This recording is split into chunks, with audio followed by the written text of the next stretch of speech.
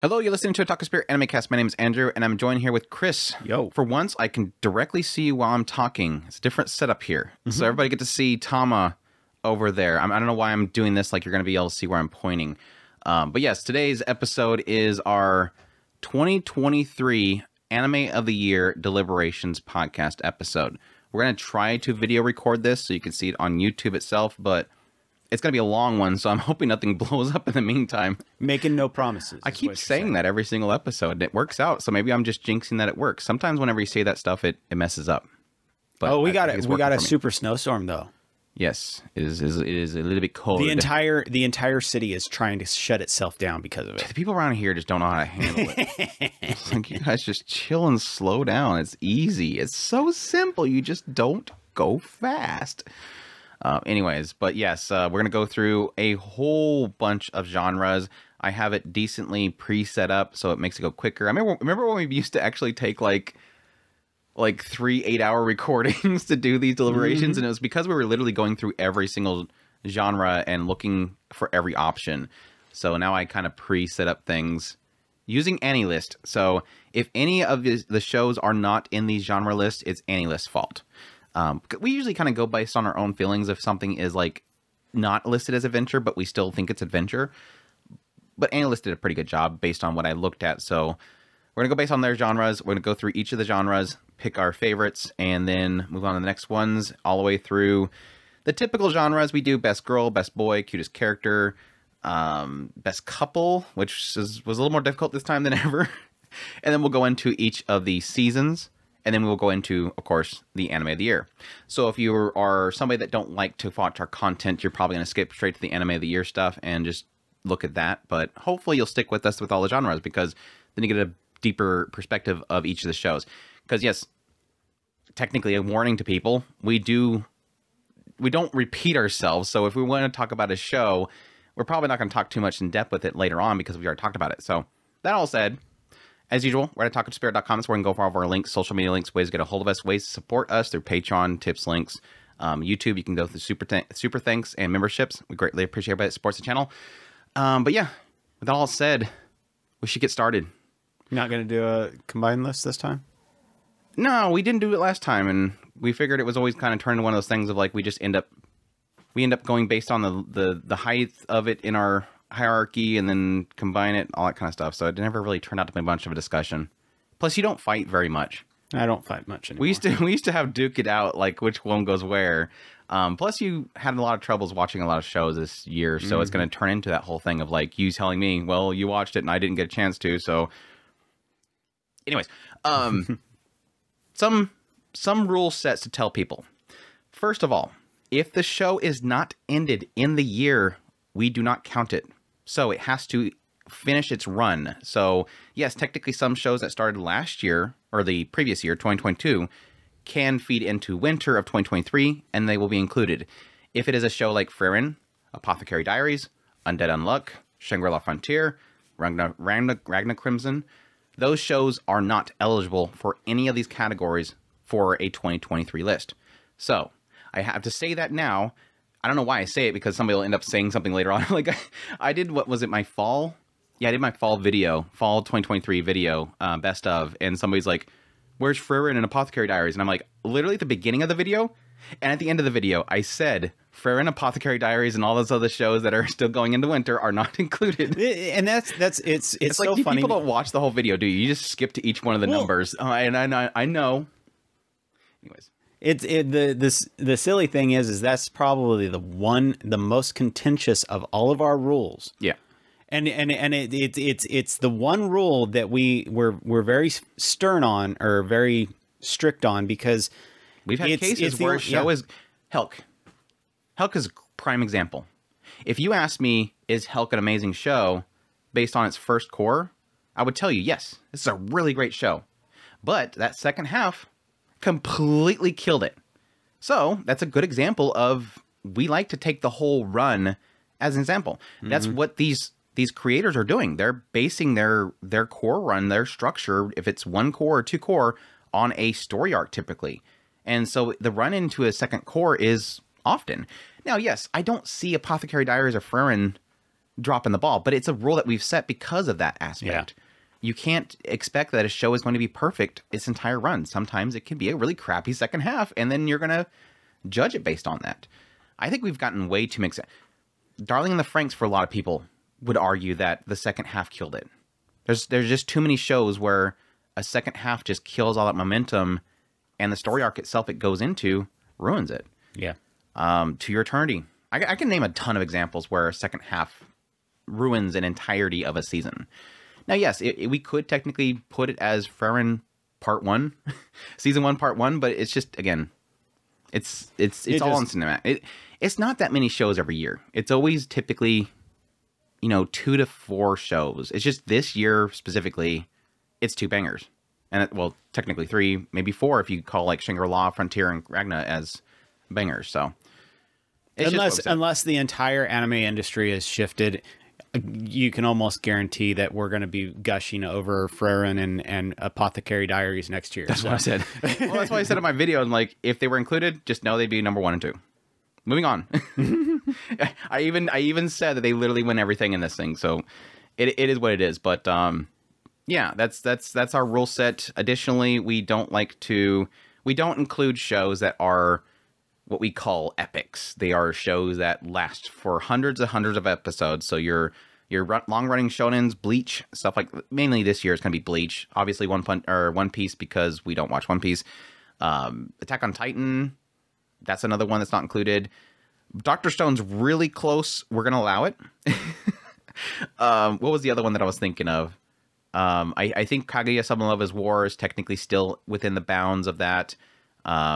Shield Hero still within the bounds. So any show that's long running, which I think right now is just strictly Bleach and Attack on Titan, those are not going to be included in the list because they've gotten their day. We've talked about them plenty enough. They've gotten their awards. It's typically so we can move on and not, compare shows that are 500 episodes long to a show that's 12 episodes. It's just, again, another rule. Again, another one that nobody likes. I think those 2 rules are like the most contingencies that people have. Lastly, the genres are gonna be, we have a lot of like talks about things like fantasy and stuff like that. What constitutes fantasy? We're pretty kind of flexible on this stuff. It's just based on what we feel the show is kind of going for. So even if it is listed like a comedy, like Crunchyroll did for Odd Taxi, I don't put it in comedy, but to each their own. This is just what we kind of feel. And like I said, I technically use AnyList to break down the genres. So that all said, I think I got everything. Is that everything? Is that all the rules? Is there any rules that I'm missing? No, I think you got them all. Okay. This will probably be a long podcast as usual, so strap in. But I hope you guys enjoy. So let's jump into our first category, which is action. Which literally every show in the entire history of anime has an action genre. So it's the most difficult one to kind of figure out. So let me just run through the list. I'll go quickly on here. We have Jujutsu Kaisen 2nd season, obviously. Demon Slayer, Hell's Paradise, Vinland Saga 2nd season, Zom 100. Some other ones in here that would probably include Shield Hero, obviously, Eminence and Shadow. Nier Automata, I think, is going to probably be a big one for me. We do typically try to keep the genres, like, specifically in, if somebody asks for this genre, this is the shows we'll pick. So to kind of give a good example, like, yes, I can technically say there is a genre action show that I like. Ranking of Kings, good example. Ranking of Kings is classified as action. Ranking of Kings, specifically Ranking of Kings Treasure Chest of Courage. Now, if you asked me for a action show, even though Ranking of Kings Treasure Chest of Courage is leaps and bounds better than anything else that has probably an action genre tag to it, I wouldn't pick it because I don't feel it is a action-driven, at least that segment is not very action-driven. Did they even have any fights in that entire season? Well, I mean, there was like training and stuff like that. They had the whole training segment. They had, at the very end, there was the fight with that guy with Oken, but that's about it. Like, it is not, like I said, not very an action-driven narrative there. So good example there that even if it has action in it, doesn't mean it's good. So like even Vinland Saga 2nd season I struggle with because that was like, yes, they had like a big battle, but it was a very chill season. It was more about like, you know, the forced servitude and seeking freedom and really inner reflection. Blah. That was really what was more driven. Demon Slayer's a given. Like the shonens are givens. Demon Slayer's Hell Paradise and Jujutsu Kaisen are kind of the givens, and they're probably going to be up there. Obviously, I'm gonna be very quick here and probably just put JJK second season up there, even though I wasn't thrilled by it. I don't think you can really make an argument against it as an action show. It is through and through an action show. So is Demon Slayer. Swordsmith Village arc. Hell's Paradise as an action show, I guess, is also another one that's really strong. Zom 100 was super fun. Oh my gosh, it was super fun. Even though I hate the final arc. I told everybody, like, I made my list for fall, and everybody's like, but Zom 100's coming out on Christmas Day. And I'm like, yeah, but I know what that last arc is, and it's not going to change my mind on it. I love it, but it's not going to change my mind. It's actually going to ruin it a little bit, because that... I hate the storytelling in that last arc. It's just, it's so cringy. It's so cringy. Shield Hero 2, How far did you get in through Rurouni? Rurouni Kenshin... I got to the end of the... pretty close to the end of the first core, and then I got mid-core sidetracked, and then I'm like, it's just Rurouni Kenshin. I mean, I know the story. Well, they had a lot of action set pieces, so... Oh, yeah. What I seen, they were doing pretty good, but I didn't catch any of the good battles. So, how did it do? Do you know? I mean, I was satisfied with all the fight scenes that I got. Like, it was not to the levels of like the old 90s. Was it 90s? Was that in the 90s or was that 2000? I think it was 2000s. Yeah, like it was still in the area of that really good production values, and I think they did well in the remake. What else would I really put up there? Level 1 Demon Lord really had a great action set piece in that one. That whole fight towards the later part was super good. But again, that's like one big fight out of like a whole series. I mean, they did have like the backstories where they're like traveling around. That was a lot of stuff there. What else would I put up there as both? Like Mono no Monogatari is a action show, but sometimes action really does require some animation quality to be put in there. Like it's hard to really sell something that doesn't have good quality. Yeah. A good sakuga is going to be most of your bread and butter for actions. If you don't have a really solid animation going on, it's going to take you out of it real quick. Let's see. Why you how are you making white squares? How are you messing up our spreadsheet, Chris? I'm trying to make it stop doing that. Why are you creating squares? I purposely made my spreadsheet like the whole background black because my glasses, and he's putting white squares to mess with my glasses, obviously. Buddy Daddies was a lot of fun too. Spy Family second season for sure was a lot of action in that one. Goblin Slayer was super good too. Like Goblin Slayer kind of goes par and par with the idea that it's both something I enjoy and something that has great action in it. Not the greatest animation in the world, but enough that I enjoyed it. Kingdoms of Ruins got plenty of action, but not really sold as a show. Huh? Why are you going down to 7? I thought we were doing 5. I'm just throwing stuff up there. Oh, just throwing stuff. I haven't decided yet. Just like you do down here, I just throw it up there instead. That's why I made plenty of space up there. So you can throw a bunch up there. Dude, a good action show? Ningen Fushin. Crickets. High Card has some fun action in it, and I actually did enjoy that show. That's gonna be a struggle. Classroom for Heroes had really good action as well, but it was just a blah show overall. Gundam Witch Mercury had some good action again. I'm still kind of mixed overall. I mean, it's a really good show, but I guess I'll throw that up there as well, just for now. Fate Strange Fake. Holy crap! Yes, up there, please, please, please. Now again, not as much action as I was hoping because it's a prologue story. So it's a lot of build up, but there was a couple of really good action scenes in there. Under Ninja, very few action scenes, but it was there. Is that everything? Oh, Bungo Stray Dogs. Holy crap. I'm already like super full up here. Sorry, Shield Hero. For now.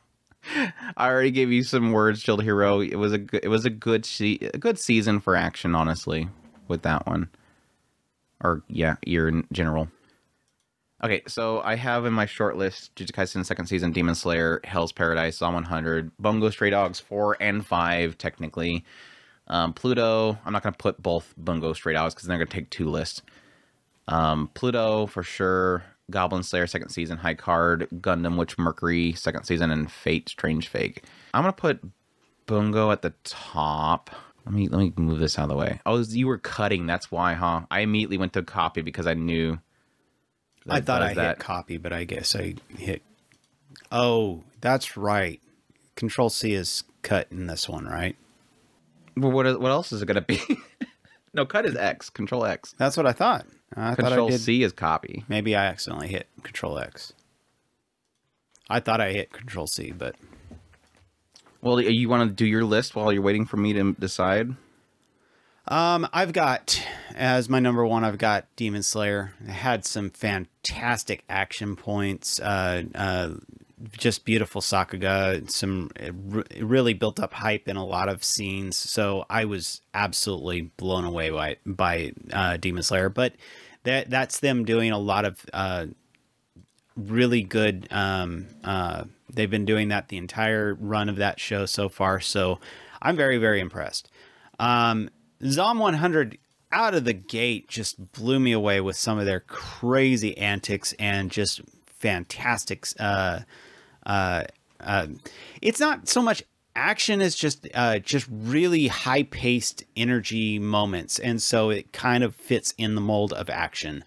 Then we've got, then my next one would be, Reign of the Seven Spellblades, another one where, and I'll probably say that a lot in the adventure side. There's a lot of really hyped up moments, really good action sequences that just really kind of sells that world as this really fantastical place. Shield Hero, I absolutely love a lot of this storytelling, and I'll probably bring that over into the adventure side as well. But in their action sequences, really did actually pull off a lot of really cool moments. But it's a little bit lower because it's hit and miss. Some of them were not as fantastic as others, but when it really did matter, they really did pull out all the stops. And then finally, Eminence in the Shadow, really excellent moments when they do actually get Shadow Garden out in the forefront. Gets really crazy. So only when Shadow Garden's out there. Sid stuff is just iatomic. I am atomic. Are you going backwards again? Are you doing that thing again where you go backwards? Yeah, I did. You start with backwards. 1 and then you go to 5. Like it's the most anticlimactic thing ever. It's like, all right, here's my top 5 anime of the year for action. Number 1. Now what's less than that is number 2. And you would guess something that's gonna be less impressive than that one is number 3. Like there's no build up. I love it. I love it. Keep being you, Chris. My list, I have number 5, and this might be the most like questionable to a lot of people, is Pluto.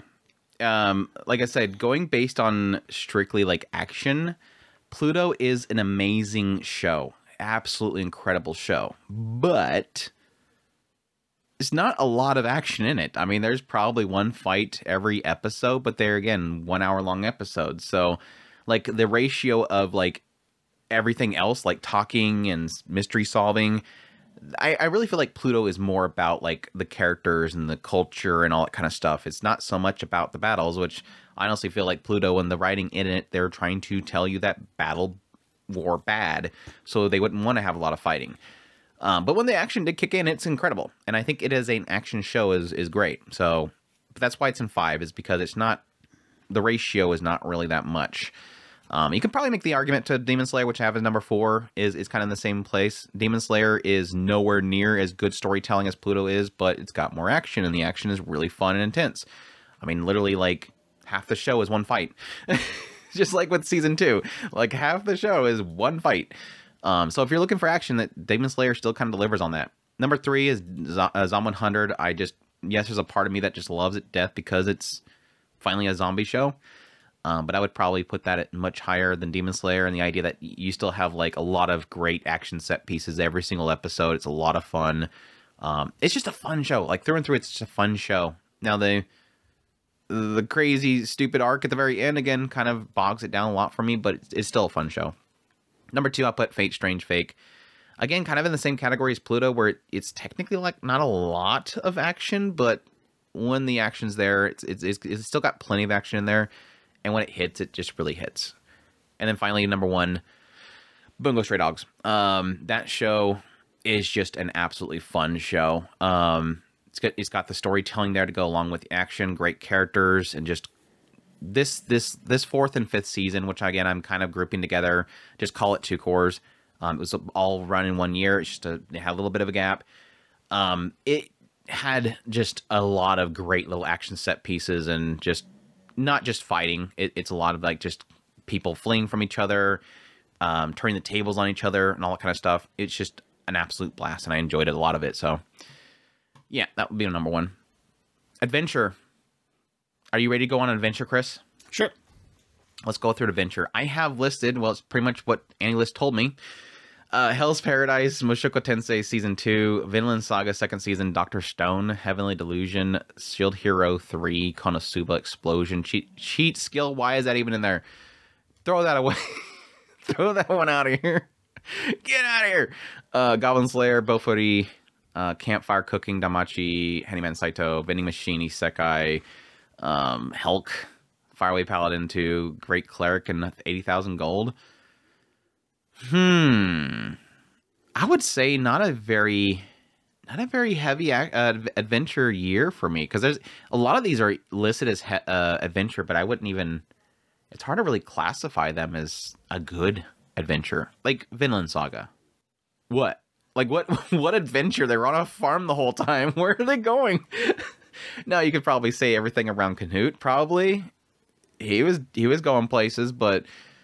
Not really an adventure. Hell's Paradise, I think, through and through is the classification, everything in the sense of adventure. They're going to an unknown and a lot of discovery there.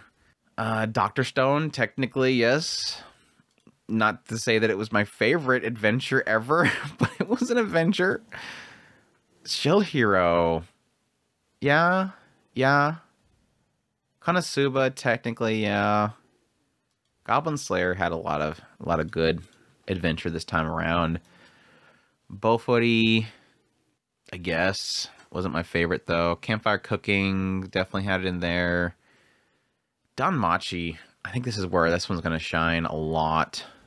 I wish I watched Faraway Paladin 2nd Season more, because that would probably be in my list. I didn't get a chance to get back to it, unfortunately. Handyman Saito, yeah. And it was a lot of fun. I think. Let me double check. I think I have my list. I think, yeah.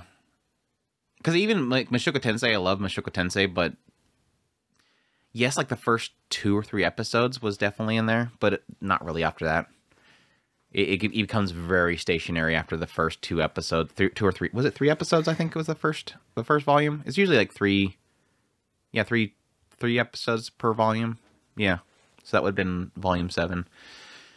Which one? Mushoku Tensei. Oh. My list. I think I'm good on my list. Number 5, Dr. Stone, New World. Like I said, the story around where they went and all that kind of stuff kind of bugs me a little bit. It wasn't really that exciting, but it was still a really great little arc there overall. And I always enjoy Dr. Stone. It's a lot of fun. The discovery in it is always kind of a classic thing there. Goblin Slayer 2nd Season was a really good season overall, storytelling wise, especially around the characters. And Goblin Slayer is like fantasy adventure, like through and through. It is all about just diving into stuff and traveling, all that kind of stuff. So Hanuman Saito is probably the biggest one to have a massive question mark, but it was like for the genre, because I know it does kind of breaks the mold of adventure, but it technically, when you sit down and think about it, I think it's through and through that. It's a hilarious series. Hell's Paradise, I put it in 2. It's not my favorite show ever, but I just don't think there's that. Well, I mean, there's literally nothing really else besides number 1 that's going to beat it, and I think in that category. And it's essentially what drew me to the show was the aspect of adventure that show had. And then my number 1, I have Danmachi Season 4, which I think was an incredibly better season of Danmachi than we've had in a long time, and I think it pulled out all the stops for exploring that dungeon and getting deeper and deeper into it, and just the harrowing stuff that kind of comes around that. I think, which would specifically be Danmachi Season 4 Part 2, by the way. It was just incredible. It was a lot of fun. I didn't really care much for the ending. The ending felt a little bit like a letdown, and there was a lot of like aspects of power friendship that kind of resolved it, but it was still really incredible. So really enjoyed that one. So that's my number 1, easy. All right. On my side, and I'm going to do this upside down because Andrew is going to mess with me if I don't. Number 1. Number 5 I've got is Helic. I think that show did some really fantastic stuff with its. It's Annie from Annie from management with Helica. Awesome. Helica and Annie from management. Sorry.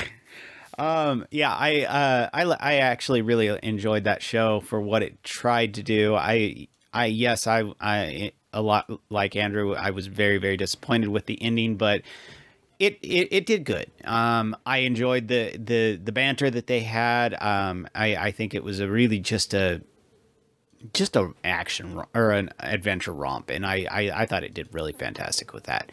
Like I said earlier, Shield Hero, I really, really do love that show. And I think it did fantastic as far as setting up an adventure of this guy who's just beat down and trying to get himself into trying to figure out how to get back home, and finding himself some allies along the way. But yes, like I said before, it does have weaknesses. And that's why it's not as high as it could be. Mishoko, I absolutely love that show. I love the story. This was not the best telling of it, but that's not the story's fault. So it's not your fault. Yeah, it's not the writer's fault. It's we didn't have that great of visually on that one, but it did good. Then I've got number 2 is Danmachi. Fantastic moments that really did build up some hype. And so I really love that the adventure that Belle's going through in that particular section. And then my number 1 is, of course, Faraway Paladin. I really loved it. It really does build up a good, solid story all the way through it. To this ultimate climactic moment. And it still feels like it's just got so much to tell as far as its story is concerned. And so I really love it. All right. Fantasy time, Chris. It's fantasy time. Pretty much a lot of these are going to be what we've kind of gone over already before. Pretty much everything with a fantasy sort of twist to it, which honestly, thankfully this year we had quite a few that kind of break the norm, what you usually typically kind of classify as fantasy, not, breaking out of the norms of like, it's about dragons and magic and everything. For a good example, Arknights. That's a fantasy show that's kind of not in your typical setting, going for girls with guns. But, yeah, really, really solid. Oh, I almost forgot one very important one to throw in here that I can finally not avoid a certain show. But no, really, really solid year of fantasy. I think it's technically our longest list besides maybe action, which I kind of held back on the action list. So it feels like fantasy is becoming kind of a mainstream for the anime industry right now. My list, I'm 6 right now. I have a short list, but I have 6. The one that troubles me the most is probably Mushoku Tensei. It is such a drama and psychological type of series that it kind of deviates from the fantasy elements quite a bit. Not really, but kind of. And I feel like a lot of the fantasy elements were kind of omitted. They were kind of omitted a lot. There was a lot of skip content that's around the fantasy stuff, but I think it's probably still going to be strong in my opinion. Yeah, I'm sorry, level 1 Demon Lord, I'm sorry. I was going to try to give level 1 Demon Lord something, but then I'm like, no, sorry, you get bumped out by the other 5, unfortunately. I'm going to go number 5, Fate Strange Fake.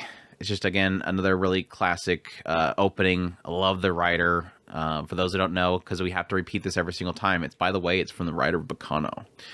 He's an incredible writer, and I got massive, like, Fate Zero vibes from that particular first little opening segment, and I cannot wait for the next season that's going to be coming out.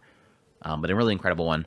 Number 4, Magical Revolution. I just think, like, they did such a good job of that show, not only having the romance that's kind of sprinkled throughout it, the story, the drama of the characters themselves are incredibly wrote, but it still has, like, a great amount of fantasy and magic elements behind it. I mean, the whole concept behind it is a girl that wants to have magic that doesn't have magic, and so she's messing with the mechanics of the world, trying to figure out how she can possibly have magic. It's a very beautiful show in that regard, and I really enjoyed it. Arknights, number 3, probably the biggest question mark for a lot of people. I just love Arknights, and this is probably the best place for it to be in any of these genre lists, because we don't have, like, a military or stuff like that type of listing. But I love Arknights. Paris and Frost was amazing. I really love the characters and the directing, everything involved with that series. The writing is just incredible. Number 2, Ranking of Kings, Treasure Chest of Courage. I absolutely love that one. I was very afraid because at the first couple episodes I was like, God, I see why this was skipped. It's technically a skipped content season, besides, yes, pretty much like the second half of it, which was mostly all post season 1 content, and I loved it. I loved finally getting some kind of closure to Oaken, which was incredible, and getting more insights into the Rank of the King system and stuff like that. So it has me really pumped for anything else that they'll come out with on that one. But I love Rank of the King, so. And then my number 1 will be Mushoku Tensei. Like I said, technically it's still a fantasy setting, even though it's a lot in Rudius's insecurities and struggles that he's going through. It's got so much fantasy elements in there that it's not even funny. This season, we technically got, like, some really, really good stuff with Nanahoshi, Bodigatti, Lenny and Persena, Cliff, Elise, Zenoba, all that stuff kind of all building up to being just a really solid season, even if, well, no, that my struggle is probably going to come in the first part of the next season, but I still think it's going to be an incredible second half that I cannot wait for, so. That's my list. That's my fantasies, my favorite fantasies. Chris is struggling. You only have 3. Are you struggling inside, or are you just being picky? Well, I didn't watch a lot of these, so and the ones that I did watch, I don't know that I want to put them up there, and I don't want to keep hitting the same ones over and over again as well. So you don't have to sprinkle, Chris. You don't have to sprinkle, because I put Fate Strange Fake in 2. You don't have to force yourself to sprinkle. That sounded wrong. What else did I have down here that were really good note ones? Yohane was a big surprise. That's a really fun fantasy show. I did not think that would be as good as it was. It threw a lot of things into some weird directions I was not expecting them to go, and it did really good. So. I was just expecting a bunch of cute girls singing, and yet we get like like struggles with accepting your past and the people around you and opening yourself up and yada yada yada. Vexations of Vampire Princess. That one had struggled with the production qualities, but I had so much fun with Terekamari. She's just a fun character. Yes, technically Super Apple Fairy Tale. The first part sucked, but the second part was really good. Returner of Magic was a lot of fun. Classroom for Heroes, again, story kind of sucks, but it's a really fun fantasy action show. Do not put Chilling in 30s in your list. I will be so angry. Vinny Machine Isekai. I'm going to put it at number 1 just to tick you off. Just so I don't have to fill in another slot. And then it makes me look like I'm making fun of you. Hanuman Saito was a lot of fun, too, for the fantasy setting. Kamikatsu, technically. It's a very, very odd one. Very odd one. All right, let me switch these two. Danmachi. That's another huge one, too. I probably should have put Danmachi in there. But again, my list is already filled. It's like there's no kind of breaking in this list. Nier Automata, that would probably have been a good one as well. All right. And it's probably more in sci-fi, anything. I've got, for number 5, I've got Helk. Helk is an interesting one because it kind of breaks some of the ideas of what you expect from a hero story, because if you haven't gotten very far into it, you start to it starts out from the perspective of kind of the demon side, and the hero, after defeating the demon lord, randomly shows up and is kind of showing up as a person in contention for the demon lord spot.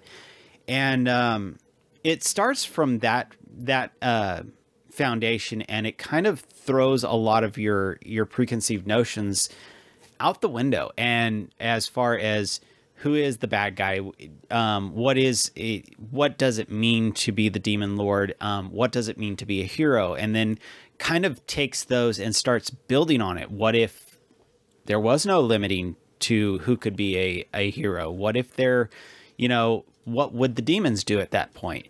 So it makes a lot of really interesting kind of delve into them. And so it's one of those things that really does have me excited for future stories from the Helk. The Helk. The Helk. The Helk. The Helk. The Helk. With Annie from management. With Annie from management. But yeah, there is problems with the show, but there is a lot of interesting things that I am really excited about the writer diving into. So I really did enjoy the world that it was built on. And if you've been listening to me, I'm very, very big on kind of world building when it comes to fantasy. Throw it in there, Shield Hero, same thing. I'm not going to rehash a lot of that stuff. I have Reign of Seven Spellblades 2 times. Why do I have Reign of 7 Spellblades 2 times? You probably copied it down and deleted something else. I probably did. Number 2 is Reign of 7 Spellblades. Number 3 is Reign of 7 Spellblades. Actually, there's so much Spellblades in here. I'm gonna throw that out there. Reign of 7 Spellblades. I really love the world building in that. You undo until you see what you copied over. That was probably what happened. You copied over something else. I'm thinking, and I hit can't undo a bunch. Now I'm like my head's broken, so I got because you have literally 2 of the same one. What else did you have? Do you remember what else you had? No, that's why I'm Bofuri second season. There you go. I fixed it for you. Yeah, it's probably Bofuri.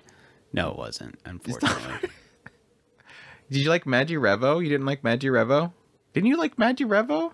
Did you watch Magi Revo?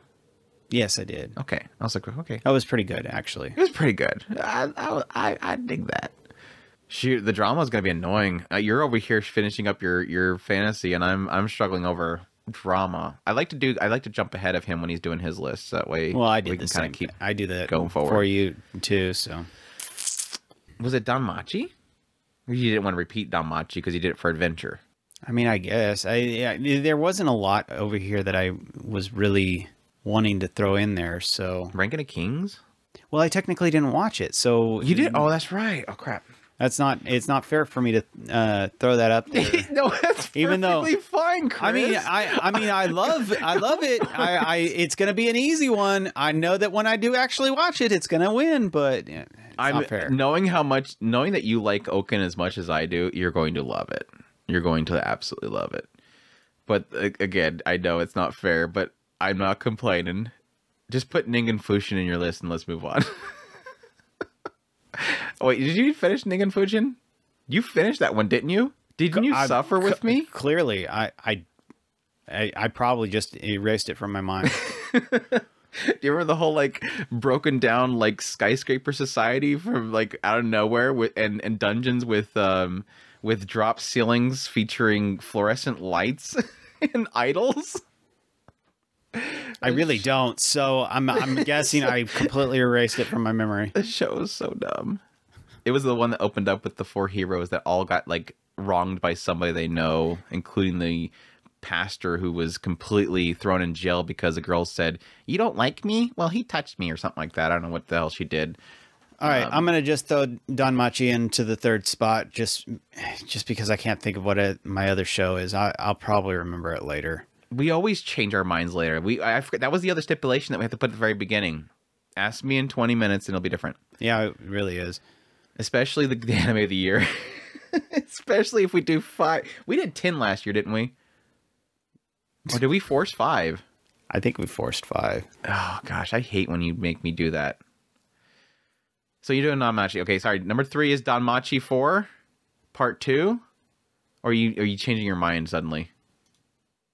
I'm desperately trying to remember what I had as the other one. It's probably Tear Moon Empire. Yeah, that's not a word. Yeah, I love Tear Moon. I love my Desuwas, but it's not a fantasy type. To me, it doesn't feel very fantasy. I had this all perfect. It was perfect, Andrew. You probably never had another one. Maybe it was you had Rain in there twice. Maybe I was planning on putting Jobless Reincarnation in that spot. That's all I could think of. I don't know. Anyway, Reign of the 7 Spellblades, really well thought out world, and I really, really do love how interesting and intricate that it feels. And then, of course, to not put more on it, Faraway Paladin, absolutely brilliant fantasy world that they've built on that one. So yeah, love it. Drama is painful, Chris. I'm still staring at my list and I can't decide. Drama. We had a good year of drama. That's a good thing. I mean, we had Oshinoko, Vinland Saga, Mushoku Tensei, Yamada Level 999, My Happy Marriage, Rent a Girlfriend for some people, My Home Hero, Helk, Duke of Death, Tear Moon Empire, Vegan Dali, Sacrificial Princess, Gene of AI, Tsunone's 2nd season, Rokudo's Bad Girls, I guess, is a drama. I don't know. Yuzuki Family's 4 Sons. I'm going to skip Protocol Rain, even though I just said it out loud. Bang Dream is my go. Dang, if you want some drama, watch Bang Dream is my go. That's got some melodrama in there. It's got this overflowing with that drama. It's about the fact. Here's the thing that I'm going to get this out of the way. Why Bang Dream is my go is not in my list, even though I think it's a really great show, is because it's melodrama, and that's the drama I don't like. So in a classification of drama, Bang Dream is my go does not make the list because it's too much.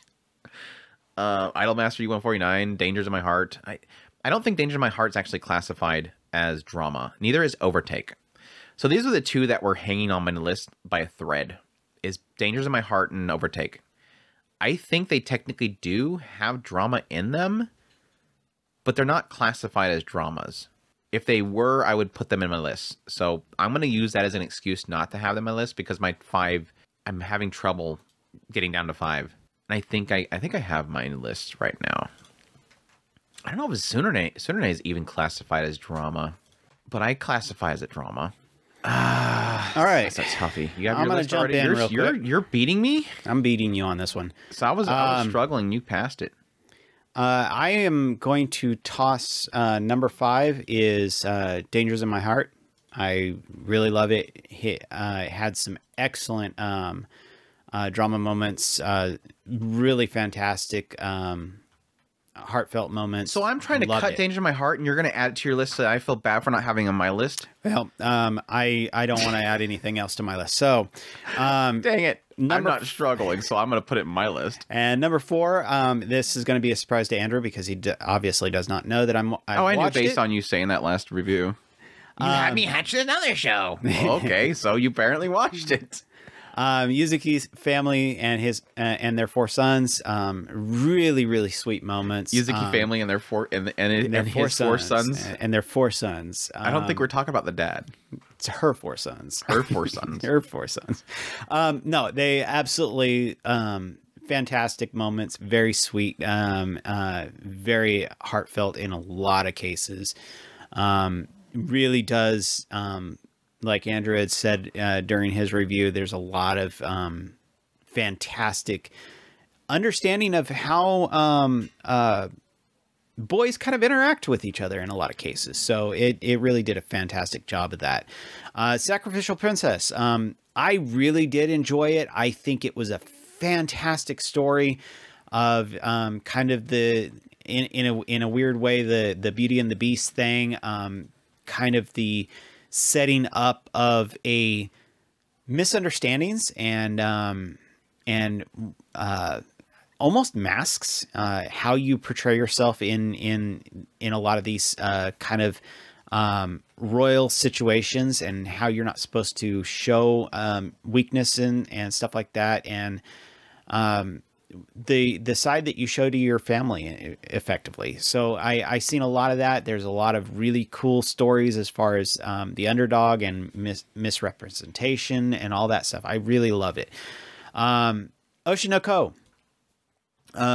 I really did enjoy it. I think it really hit some dark side of the entertainment industry, and had some really fantastic moments in a lot of cases. And of course, my number one, just in case anybody is, kind of wondering, obviously it's going to be Mashal. I think that Mashal is shoe cream, shoe cream, shoe cream. I don't know the rest of it. Sorry.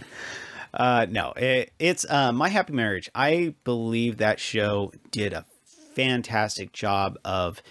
Where'd you get even drama as Mashal? What?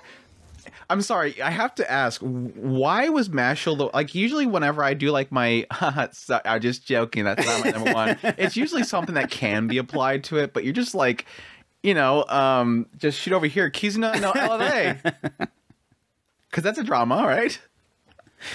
The NFT show. Obviously, it's a Sugar Spice show from Crunchyroll. No, I was going to do one, and I couldn't think of it, and I scrolled it up, and I seen Mashal, and threw it in there. It was just random. I forgot what my joke was, and it's obviously Inukai-san's dog. Obviously. It's a fantastic drama. I mean, there was a lot of... there's like an existential crisis thing that was happening there, It was a lot of no. I was talking about the tension between a lot of tension. Usagi and that and that table. Like, yeah. There. I mean, the drama that was involved in that was just I guess forced herself upon that table. Like the table had no consent whatsoever in that conversation. It's just it happened. And no, she wasn't applying polish. It's just like there's no polish involved there. I'm going to go ahead and let that one just... We said it there. It's done. Tables were harmed in the making of this anime. The table got kogiest. Anyway, no, my number one is My Happy Marriage. I think that it really was... Oh, so it wasn't Mashal. No, I said it was My Happy Marriage. Okay, go ahead. And then you went on to your little joke. Brains fried now. So it's about this girl...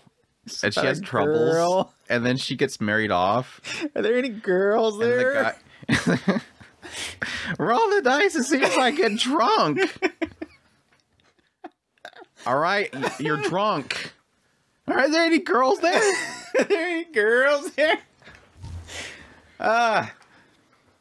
Anyway, so my number one is My Happy Marriage. It's a really sweet story.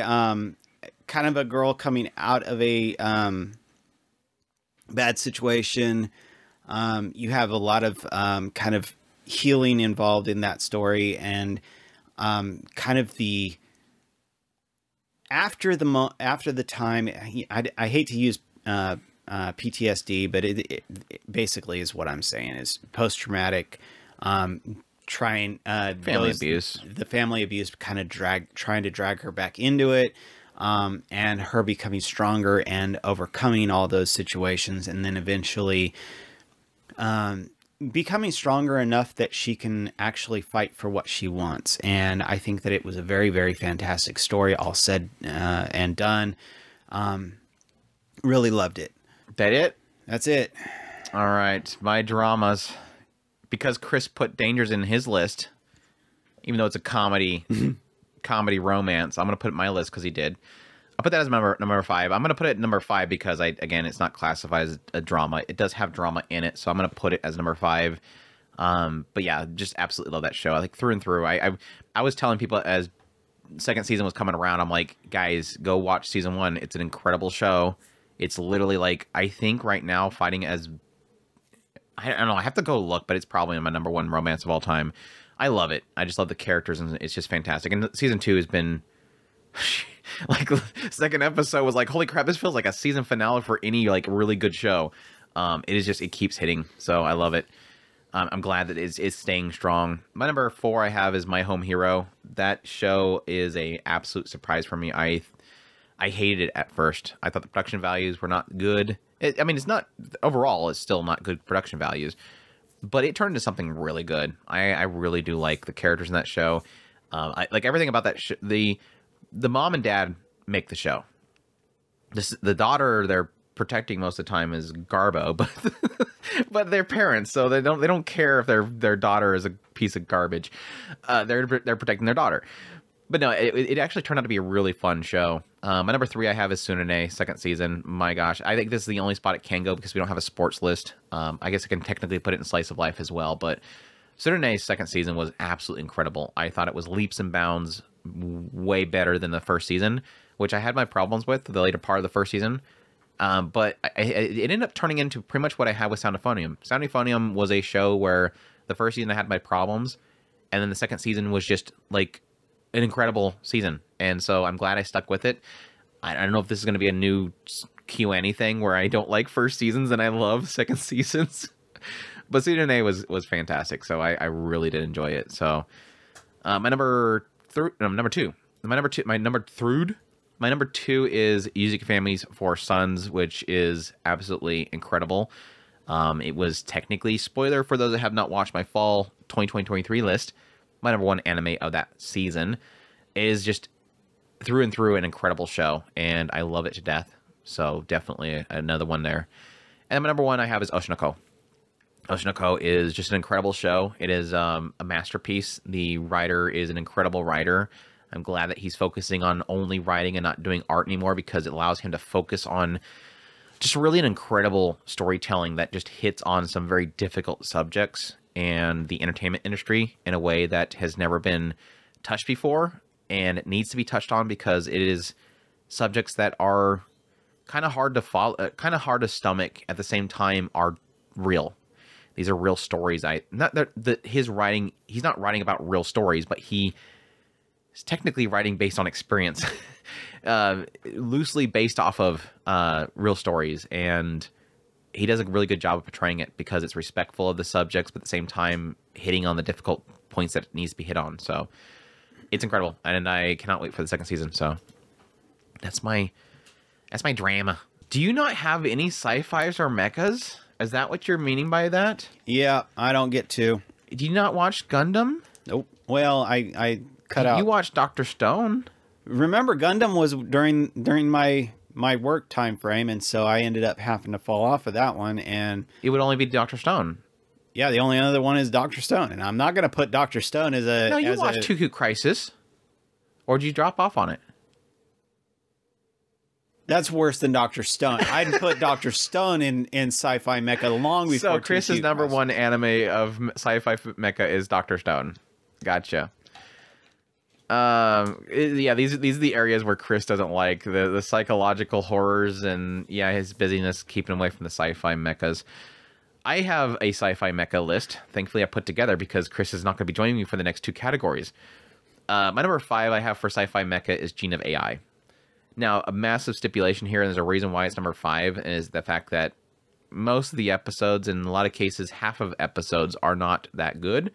It is typically 2 stories per episode. but it's what twofold, and it still makes my list. Is one half is the idea that every now and then there was some really good stories in there. I especially love the animator that was using AI to be able to create his own anime.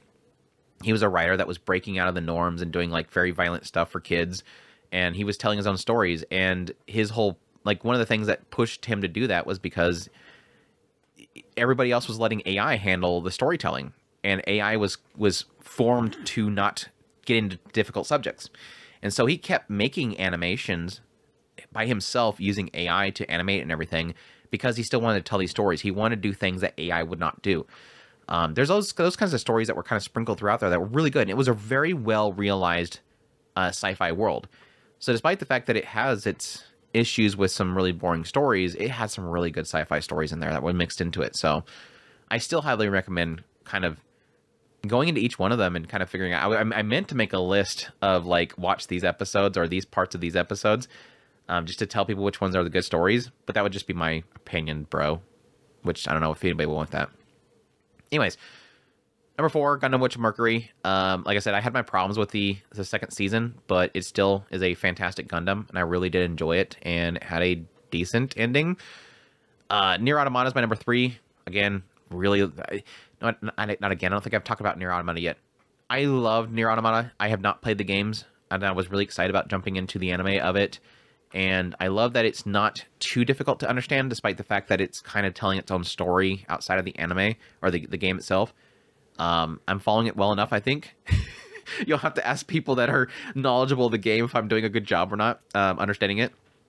But I love it because it gets into all that stuff about, like, can androids feel? Can robots feel? Can robots create emotion? Robots mimicking humankind? Post-apocalyptic type of setting, you know, where's the humans, and the humans being on the moon and controlling androids to fight this endless war, and androids themselves suddenly realizing that they're dying for no reasons, and all that kind of stuff, like, all mixed in there that I really like. So it's creating a bunch of interesting question marks. We have Pluto number 2. Again, really fantastic series. There was some slow points early on, but it just ramped up. Like, halfway through the show, it just gets so freaking good. And then my number 1, without a doubt, Heavenly Delusion. It's going to be in a couple of the lists here coming up soon. Heavenly Delusions was an absolutely incredible show. I loved watching every single week of it. Loved talking to people, trying to figure out what's coming around the corner. It was one of those shows that I just loved picking apart every single episode and trying to figure out what's going on in the background, because it has so much mystery in there that you just love tearing apart. And really enjoyed it for all of its sci-fi elements to it, the creatures that are in the world, what happened to humankind, possibly bioengineering human superpowers and all that kind of stuff. It's just weird, like, through and through. It's got so much question marks behind it that I loved digging apart. So that's my list of sci-fi mecha. Sorry, there's only one mecha show in there. Technically, Nier Automata is mecha too. They had some mecha suits in that one, but it wasn't a very mecha year. There was like one other show, but I didn't watch that one. The I think it was last year, late season, was that that other mecha show from was it Sunrise Beyond? I think was making it, or at least the people from Sunrise. But I don't think I ever seen that pop up anywhere, so it kind of didn't exist. All right, so I'm so on horror psychological. We have Zom 100, Dark Gathering, Oshinoko, Pluto. Attack on Titan, that was disqualified, sorry. Kaguya-sama, Love is War, Nier Automata, My Home Hero. Kaguya-sama, Love is War, was that last year? The 4-episode split movie that I watched. They released a movie like 2 years ago, and then it was released publicly in an ONA 4-episode series, and I watched that. Did you watch it? No. Yeah, that one kind of dropped out of nowhere. Like, in the middle of one of the seasons, it was like, oh, this is here. Okay, gotta watch that now.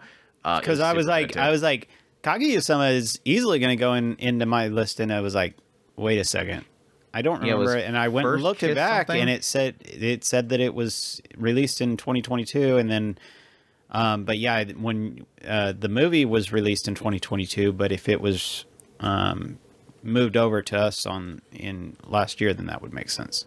Yeah. Where was I at in that list? Kaguya-sama Love is War, Nier Automata, Faraway Paladin, Gene of AI. Is Faraway Paladin horror? I don't think it's psychological. I guess there's some psychological elements to it. I'm not sure which one that pulled that one up. I'm kind of curious now of which one that would be. I'm guessing psychological. Gene of AI, Kame Arabe, Liar Liar, Bungo Stray Dogs, and Heavenly Delusions, what I have on the list here. So, I have 4 easy. So I got to decide on what I'm going to do with the other one. I guess I would probably throw Pluto in there. I'm guessing why it's labeled psychological horror. Or it's probably in the psychological, probably for the aspect of PTSD. It's very heavy on PTSD with that series. It's a main key story beat for the entire thing is the scars of war itself. So I'll probably put that as my 5. Even again, I don't think it does enough with it. It does a really good story beat, I think, early on with it, but after that, it kind of gets a little bit repetitive. Yeah, I think I'd put Pluto 5. Very loosely, I think, because I don't think I really have anything else besides maybe Bungo from the horror aspect. But I mean, besides like this very graphical point in it, a very graphical scene with a lot of people being chainsawed, I'll just say. Other than that, it's just kind of it. That's it for it, I think. But yeah, I'll put Pluto as number 5, and then. Like even Kaguya-sama, I know why it's in psychological, but I don't feel like it was trying to say something about it. It was saying something about it. It was so about the character accepting having a character that's so internally split into multiple personas and then having like basically a crisis about that. But I don't think it was trying to say anything about it. It was just kind of like an excuse to have those inner personalities conflict. I don't think it was really a story beat, in my opinion, but that's just my opinion. So that's why I didn't include that one. So yeah, Pluto number 5. Number 4, Bungo Stray Dogs. I'll put that up there. Even though, again, it's kind of limited, but it's still there. It's still present. Oshinoko is number 3. I've already talked that one to death. It's the psychological conflicts that happen in that show are legit what the story is about. There's so much about every entertainment industry they get into. I mean, just alone getting into one character and their struggles with online bullying and stuff like that was enough to make it massively impactful. Number 2, Heavenly Delusions, obviously in the horror category and a bit in the psychological category as well. I think it kind of mixes the both of them, and it does it incredibly well. Again, I'm not going to beat the dead horse on that one. It's just an incredible show that I love picking apart every single week. And number 1, finally this show can get recognition. If you're looking for horror, and yes, even psychological, if you're looking for horror especially, I don't know why it seems like it's just non-existent in the world anymore in anime. I mean, yes, you can call Zone 100, but Zone 100 is fun. It's not really like, I mean, yes, they had like one episode where like somebody gets ripped in right in front of somebody, and it kind of was trying to be a little bit horrific about it. But for the most part, it's riding motorcycles through zombies and stuff like that. It's a fun show. But if you're looking for horror through and through, without a doubt, Dark Gathering. That show is a massive breath of fresh air when it comes to horror. We just don't get horror like Dark Gathering, and now that we've gotten it, and I got a taste of it, I want more. Like I loved watching Dark Gathering every single week. Even had one during Halloween, and it was like, holy crap, this is such a great show to have right now, just to get that Halloween spirit going on. It is just such a great show about hunting down very evil spirits and even gods and stuff like that they're involved with. The mechanics that Yayoi has, this little girl that is trying to basically capture spirits and force them to work with her by making like these pacts to where they get harmed whenever she gets harmed, so they can't harm her, and then having them consume each other so they get stronger to the point where she has strong enough spirits that she can fight the big bad. And it does it so well. Yayoi is so twisted. I can't get enough of her. She's amazing. But yeah, Dark Gathering is incredible. It's a must watch. It's not the greatest production values, but it's not like it looks bad. It's not, ufotable animation. But yeah, I love it. I love it to death. And I miss it. I want more. and they just built up to the next arc, and I'm like, oh, please give it to me. Give me the next arc, please. That's like the only negative I can give this series, is that it's like, I need the next arc. Like, you built it up. Come on, you did not have to build that up. It's got me hyped. Chris is ready. You're back. Welcome back, Chris. Welcome back to the show. Yeah. Are you ready for your next list? Sure. We are in the comedy section, and I have gone ahead of Andrew, so I have to spend kind of fill this entire gap of time. You gotta while pad Andrew. It. Yeah, so I'm gonna put all of you in suspense. While I decide whether or not to tell you, you have to go into like 5. A long explanation as to what comedy entails. What comedy entails. Comedy. You got to do like the presentation awards kind of things, where our next category is comedy. Not only does comedy fill our hearts with joy, it also heals us with laughter. When I had a hard time one time, I used to turn on Carol Burnett and Friends, and she used to fill me with joy. Comedy, the thing that lightens us, and also takes us out of our dark times. Sometimes it's managed to break the molds into conversations about politics that we all have difficulties facing.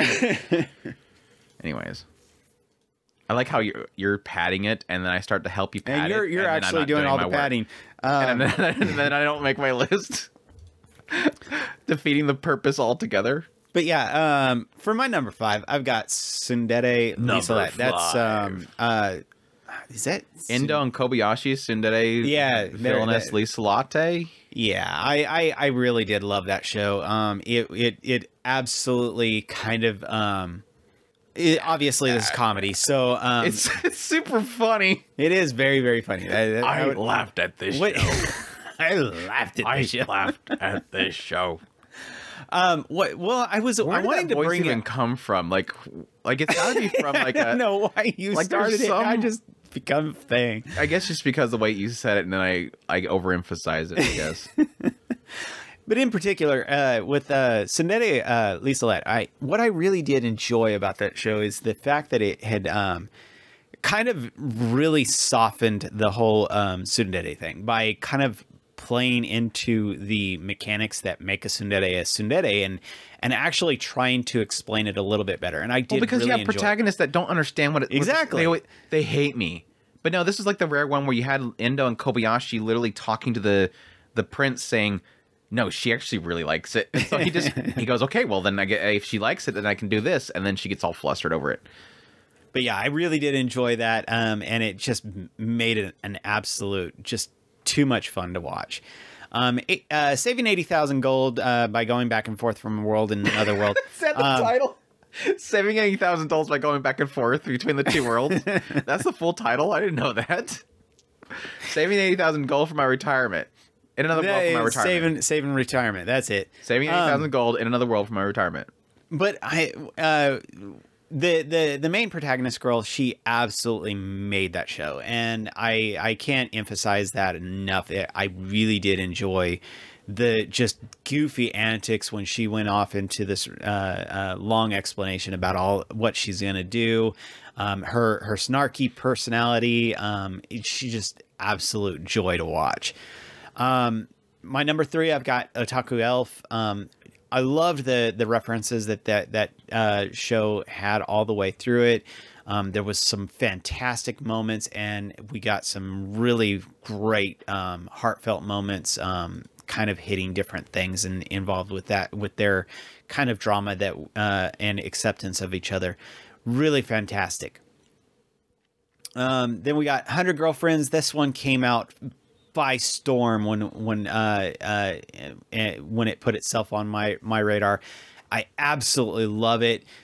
Of course, getting those little heartfelt moments in there, but at the same time keeping it lighthearted, goofy. Did some goofy kind of twists on different genres. In particular, the zombie genre, just kind of flipping it on its head with their kind of different play on it. But yeah, loved 100 Girlfriends. Was it Kisso Hazodo, or is it Hazodo Kiss or Bio Kiss or do? I don't remember. It was a playoff of Biohazard. I think it was Kisu Hazard. Yeah. But yeah. So they have to change it to Resident Kisser. Like, we don't know what Biohazard is, translators. It's the sad thing. We know. Unless you're really into the otaku culture, you wouldn't catch that. But there was nobody that knows video. Like, if you know what the Resident Evil franchise is, you know it's called Biohazard. Like, you don't not know that because you obviously check like Capcom and their announcements, and they always announce it as Biohazard. Anyways, sorry. Go on. And then my number one is Kamikatsu. That show is absolutely absurd. They had to have had a blast with that show, and I had a blast watching it. It was just crazy. And it did it. There was nothing that was sacred. It just went nuts, and I just had a blast with it. Yeah. Yeah. Yeah. What was it? Was it yeah, yep, or yeah, yep? I don't know. Hi. There it is. It's a hi. I'm thinking of the translation. It's not working in my brain. It's just hi, Andrew. Anyways, yeah, my comedy. We had a lot of comedy. Of course, a lot of things are listed. Like, most shows are listed as comedy as well. It's just something that kind of goes with really any type of series. Even if it's just a slice of life show, it's got to have a comedy in there. Just keep things kind of interesting. But yeah, I think not a difficult list to make. I think, honestly, there's a nice kind of gap between the best and everything else. I think like anything that's not in my list would probably be things like Zom 100, which it has some funny moments in it, but it's just an entertaining show, just like a fun show, not really kind of a make me laugh out loud type of show. Horimiya Peace had some really good segments in it, but again, it's kind of like it's literally, again, cut content, which in a lot of cases you understand fully why it's cut because it's not that funny.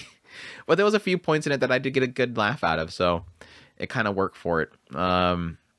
Things like Bungo Stray Dogs, classified comedy. It's got some funny points, but it's not been like a show that I go to for comedy. Ice Guy had some good moments in it as well. Ice Guy and the cool female colleague. I especially like the whole snow sequence and all that kind of stuff. Had a lot of good laughs there. Campfire Cooking had some fun moments in it as well. Other than that, Girl Who Forgot Her Glasses is super cute, but there wasn't a lot of laugh out loud. Kamikatsu, I agree as well, had some fun moments early on, but for me, it kind of lost a lot of its flavor halfway through, but it had some really fun moments early on that I liked. Any other ones that are not mentioned in my list that I want to point out? Inukai-san's Dog. It's absurd. It's super absurd, but it's kind of one of those shows where it kind of just got... It's one-upping itself, and it's relying too heavily on, I can't believe they just did that. Not so much that like it feels clever. It just feels like it's just trying really hard to be as crazy as possible, which in its own right is good. It just doesn't last, in my opinion. It doesn't have legs to go with. Even 4 legs. Anyway, that was stupid. Other than that, let's see. Masterful Cat had some really funny points. Masterful Cat is depressed again today. Way of the House Husband is great as always, but I hate acknowledging that show because of the production quality. I still hate it. Kendra Suda carries it. He's literally the only reason that show's good. Clue's First Friend had some funny moments in as well. Level 1 Demon Lord had some really funny moments. Just a lot of good comedy this year. Some funny moments in Yuzuki Family's 4 Sons. With a lot of relatable humor if you have like brothers or siblings. U149 had some funny moments. Tear Moon Empire was really good. Tear Moon Empire is one that I'm kind of sad that I'm not going to have on my list. But yeah, Tear Moon Empire is another one of those ones where like its humor is around misunderstandings. Everybody thinks that she's smarter than she actually is, or at least that everybody assumes what she's doing, and it's not what she's doing. So yeah, my actual list though, number 5. Handyman Saito, Another World. It's only 5. It's 5 and not higher because there's like a segment of like 3 or 4 episodes in the middle that's way too heavy drama and like high stakes, and it doesn't fit. The rest of the show, like the beginning part and the last part, absolutely hilarious. Oh my gosh, the first like 4 episodes, I'm like, can they keep this up, because this is way too funny. And sure enough, they have this gap of like getting overly serious, but then they went right back to it. I was afraid during that gap that it wasn't going to be a comedy anymore. But then when they got back into the funny, they got back into the funny, and I loved it. So it's super, super hilarious. I mean, they have a whole segment where they're trying to find the old man's unit. They're trying to find his unit because a dog ate it. Oh, it's so bad. Yeah, and the Laufenpan measurements. That stuff is hilarious. Anyways, number 4, Dangers in My Heart. Again, it's more for me in the idea of like the romance and the feel of the characters and the emotion and all that kind of stuff, but it does have a lot of funny moments in it that I really did enjoy as well. Number 3, Kaguya-sama Love is War. Need I explain? It's Kaguya-sama. The guy's a genius at comedy, and he never lets up. Number 2, we have 100 Girlfriends Who Really, Really, Really, Really, Really, Really Love You, which was just a laugh, like from beginning to end.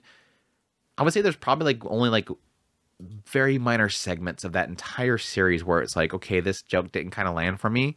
But for the most part, just every single time, every single episode was just a lot of fun. I really enjoyed it. And number 1, Onimai, I'm Now Your Sister. That show, I finally get to acknowledge Onimai's existence, which is literally like up there as like one of my favorite shows of the entire year. Onimai is absolutely fantastic, and its comedy is absolute gold. What they did with that anime adaptation was take the source material and took it to another level, and that includes the comedy itself, which it nailed every single time. Every punchline, they absolutely nailed it, and I just love the show to death. Enough that I got a little display up here that I had to custom up-res and modify just to be able to get it printed. I love it to death. So there you go. That's my comedy.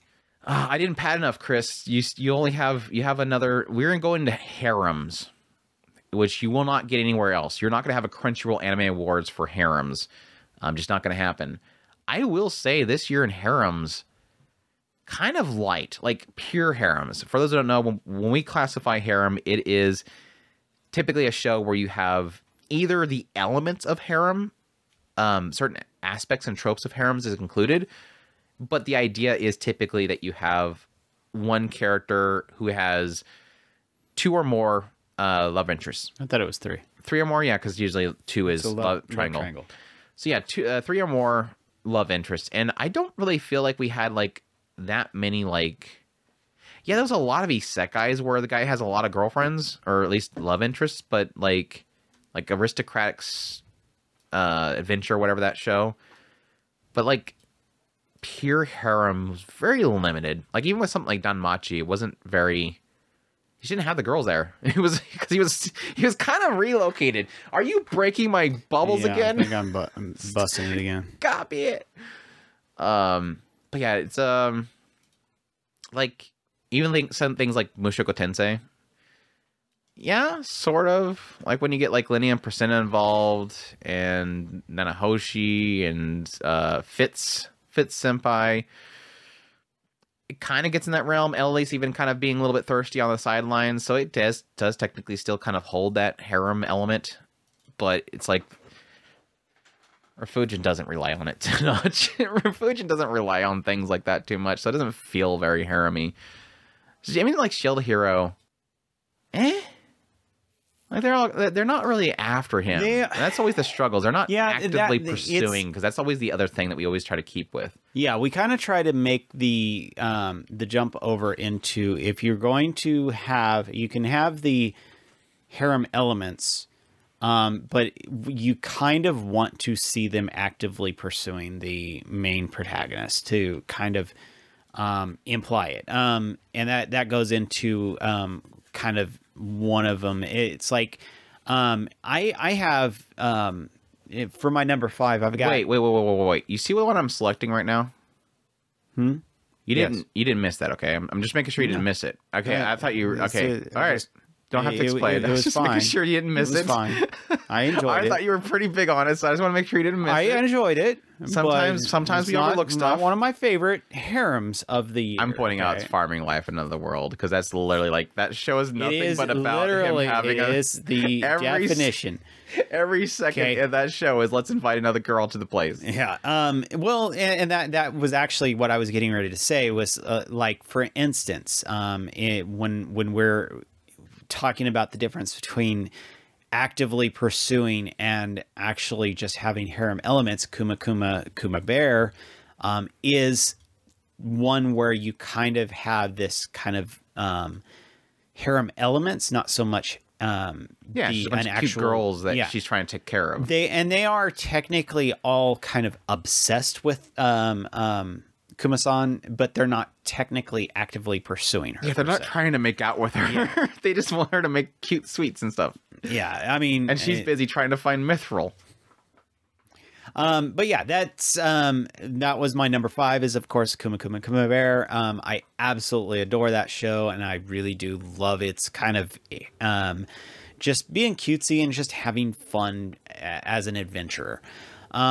Then I've got my number 4 is, of course, Inukai. We've been kind of bringing that one up several times so far this episode. So yeah, I really love it. I love its ecchi. I love its goofiness. It's just a fantastic show, and it's just goofy as far as its ecchi hijinks. Then my next one is going to be kind of Temple. Just it's got some fantastic girls. I really like them. I do like its heartfelt moments when they try to do something heartfelt. It's not great, but it does do okay with them. And then I've gotten my number 2 is Girlfriend. Absolutely love that show. I really kind of can't wait to see how it a lot of it kind of resolves. But then again, I kind of want it to just do its thing and just be there. And then, of course, like we've mentioned several times, the kind of epitome of just fantastic harems this year was absolutely fantastically 100 Girlfriends. I think it came out of the gate just swinging, and it never stopped. It did fantastic. Sorry, I was looking at Ecchi. It seemed like a weak year of Ecchi. Yeah. My best harem shows of 2023. I guess I'll start things off with number 5. I'm going to throw Mushoku Tensei in there. I think... let me first off by saying, yes, there is a lot of like shows that I would say does harems better, but we had like a lot of shows that I don't think they kind of delivered on being entertaining while being a harem. Like Rakudo's Bad Girls had a good start, but it kind of fell apart for me towards the later part. Like it got a little bit repetitive. Tempuru obviously is just a dumb ecchi harem show, very classic type, but I don't think it did enough to kind of, I guess, advance the genre, the actual genre itself. It just kind of did it played it safe, I guess is the best way to put it. It hit all the checkpoints or the check marks, but it didn't really do anything to create new ones, and that kind of ruins it for me a little bit. Actually, no, I'm gonna go ahead and do I'm going to do Girlfriend as my number. I think Mushoku Tensei just it doesn't really feel like it. Mushoku, like I said, Refugin does not rely on those tropes, so I don't really want to put it as in my list. I'm gonna start off with 5 with Girlfriend. I think Girlfriend's an excellent, definitely refreshing take on the harem genre, and which I don't. Why do I have Goblin Slayer up there? I guess Goblin Slayer is a harem. No, I was gonna say you guys. When I seen that down there, I was like, "It is. Is it considered? I mean, I can assume Goblin Slayer. I can assume the priestess, and I can assume the priest, the elf, the farm lady, the guild mistress. Every female character in that series wants him. The sword maiden. The only one that I think they've ran into that doesn't want him is like the captain chick, which I think is like the head of the guild. And then you have like this random like warrior girl that showed up in this recent season. Other than that, everybody wants Goblin Slayer. They all love him. But yeah, I'll put that in number 5. Goblin Slayer number 5. Like I said, everybody wants him. They're not like thirsty jumping over the counter, but they all want to date him. They're constantly trying to get hooked up with him on a regular basis. So it all kind of works out. I mean, the elf girl literally is not going back to her hometown because she just wants to hang out with Orkbolg and I mean, I'll even ship the dwarf and the shaman, the lizard guy. They probably want him too. But there's a lot of people that want him. But it's got that like fantasy dungeon diving with the harem kind of element sprinkled into it. Anyways, number 4, Girlfriend, second season is super like, if you want harem, this is it. And again, like I said with the first season, it breaks the mold and the idea that it's not a main character that is afraid of girls. He's like, Tashikani, sure, let's do this. He's sticking with 2 right now. We'll see how long that lasts. But he's got the other girls after him. Number 3, Vexations of a Vampire Princess. I like it. It's Yuri harem, which is even better. If you wanted to ask me what's better than a harem with a guy is being chased by girls, give me a cute girl vampire that is being chased by girls. That's even better. So yes, Terukomari and her exploits and having a bunch of her maid. I think even the princess wants her. Like, she's very interested in her. And then you have this, one of the other captain ladies is after her. And then later on, a childhood friend is after her. So yes, it technically hits in the realm of harem. And yes, technically her entire squad want her. She's literally like an idol. So it's got that element into it. Everybody's thirsty for her. And Terukomari herself is great.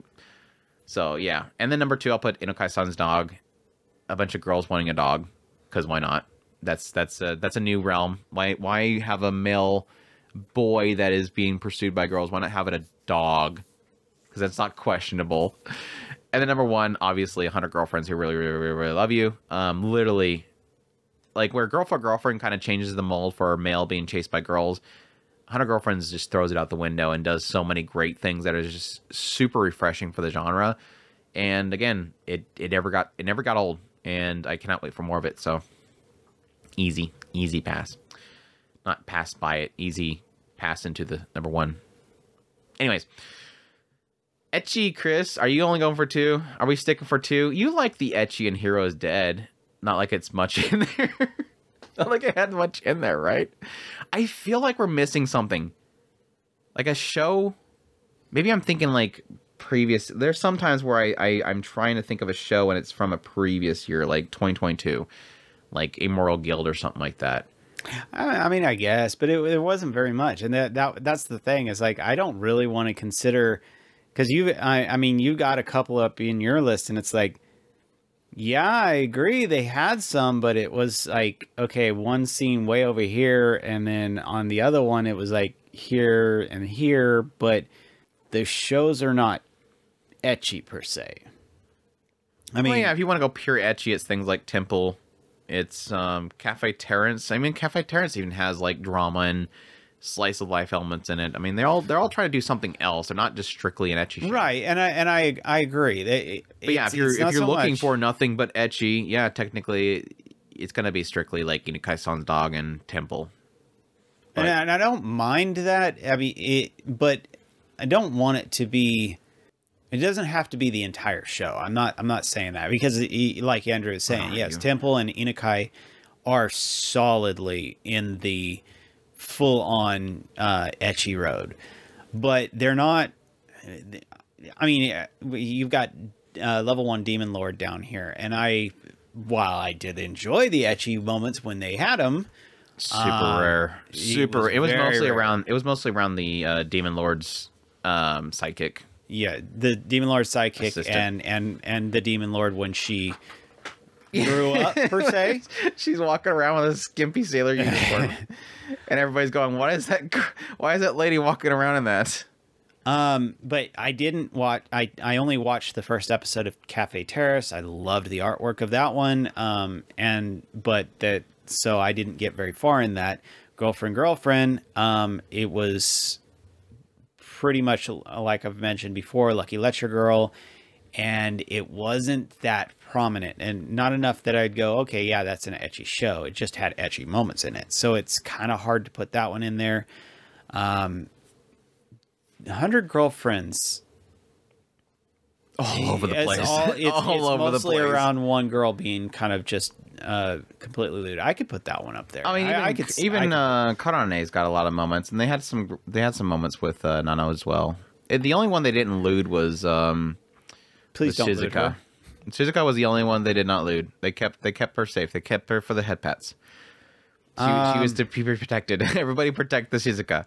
Even though she had some kind of close moments, but she was pretty good. She was a good girl. Like I do struggle with ones like Hanuman Saito. When it has ecchi, it's really good ecchi. Like it is really, really good ecchi.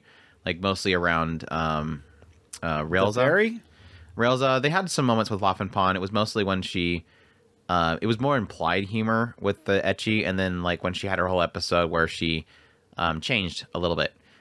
They had a lot of moments with that one as well. But it was mostly around Railza. They had a lot of fun with her. They even had it with the elf girl? And they had it with the elf. Yeah, they had it with the elf and the mage as well. Some ecchi moments with the two of them. It was limited, but when it was there, it was really good. Is my point. And yes, so it is kind of a struggle, but I think it's still overall a really good show. This is one of those ones where I do really struggle with the whole thing that we set up at the very beginning, where when somebody asks for an ecchi show, even if it's not a good show, I'm still going to say this because it has the ecchi. So yes, I can say something like Cafe Terrace is going to be more in line for that, but it's just Cafe Terrace in general for me is a show that I can't really suggest. Temple, yeah, obviously through and through, that is the most ecchi out of everything in this entire list, I think, and besides maybe Inukai-san's dog. But is it a show I can suggest? Really? It's just not it wasn't an enjoyable show outside of that. So I don't know. This is where I get a little bit of a struggle happening with my list, to be sure. But I have like Hanuman Saito as my number 5. Number 4, Girlfriend has plenty of ecchi in that one. It's still got a great harem fun aspect to it. Onimai I kind of struggle with because the ecchi in it it's not as ecchi as I thought it was going to be. It tries to keep it pretty wholesome, but stuff kind of happens. So it's technically still there. So I'm kind of very mixed on Onimai as well. 100 Girlfriends just through and through fun, and it's got a lot of great ecchi in there. And number 1, I have Inukai-san's dog because that's just, at least it's got the absurdity humor with the ecchi, so it is like through and through an enjoyable show in the ecchi category. For my number 4, I'm giving up on number 5. So I give up on number 5. Number 4, I got Kamikatsu. This one is kind of like what we were talking about a little while ago, where it's not focused on it, but it does have it, and when it does have it, like I said before, Kamikatsu is just so absurd and nothing is held back. So they just go full on with everything. And that gave it that kind of offset of when it's not having its kind of ecchi moments, it's giving you some absurdity of something else. So, and then when they do, they go full bore. So you're going to get nothing held back when they do make jokes about it. So, Kamikatsu is not my number 4.